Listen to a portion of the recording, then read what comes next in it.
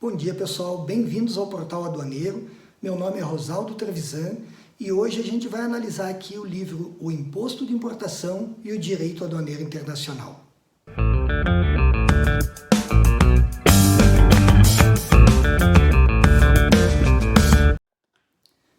O livro O Imposto de Importação e o Direito Aduaneiro Internacional, ele resulta da minha tese de doutorado defendida em 2016 na Universidade Federal do Paraná e atualizada até 2018 para a publicação pela editora Aduaneiras Lex.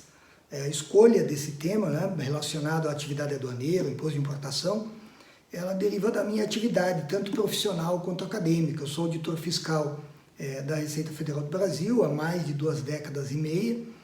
Sou especialista do CARF, Conselho Administrativo de Recursos Fiscais, professor e autor de vários livros e artigos científicos sobre direito aduaneiro, tributário e internacional.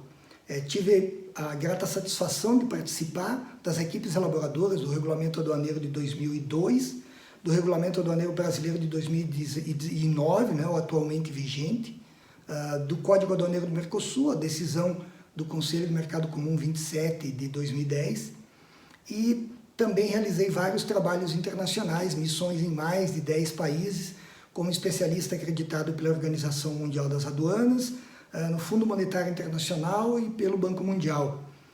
Também sou membro da Academia Internacional de Direito Aduaneiro e componho hoje a junta diretiva dessa academia.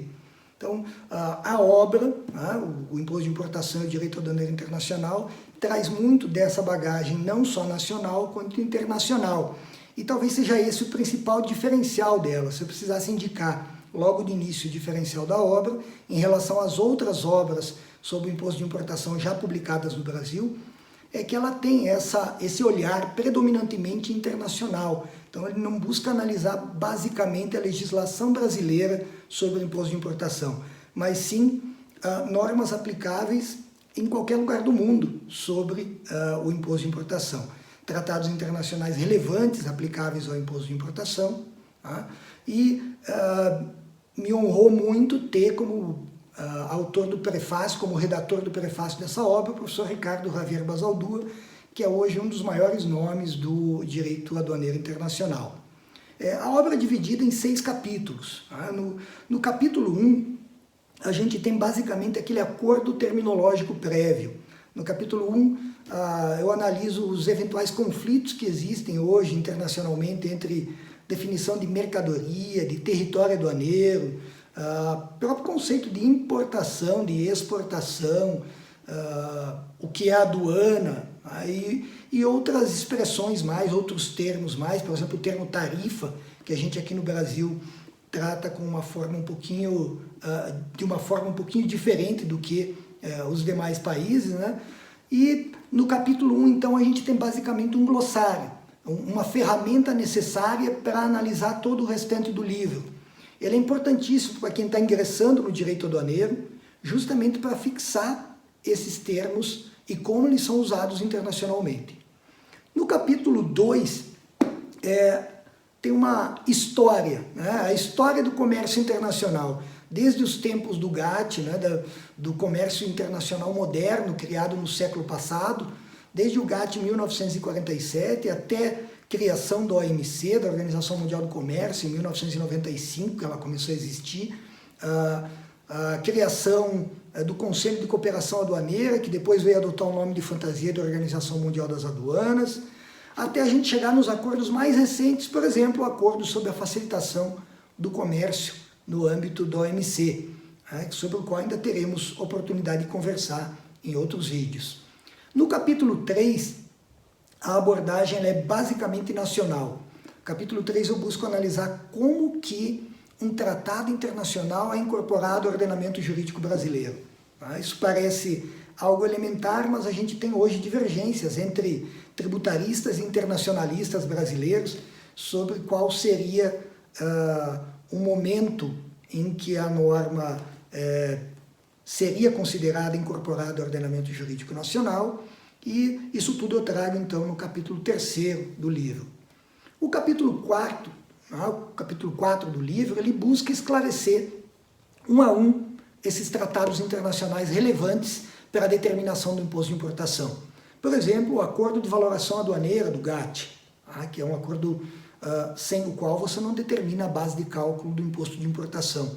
Os acordos sobre defesa comercial, acordos sobre direitos antidumping, acordos sobre direitos compensatórios, salvaguardas. Os acordos celebrados no âmbito da OMC sobre regras de origem. E alguns acordos no âmbito da OMA também. Por exemplo, a Convenção sobre o Sistema Harmonizado, sobre a qual se apoia toda a classificação de mercadorias internacionalmente. E mais recentemente, a Convenção de Kyoto revisada, que o Brasil está em vias de se adaptar, em vias de se adequar ao texto. Ele já é signatário dessa convenção e está em vias de se adequar a seu texto. É uma convenção relevante porque ela é quase que um código aduaneiro internacional.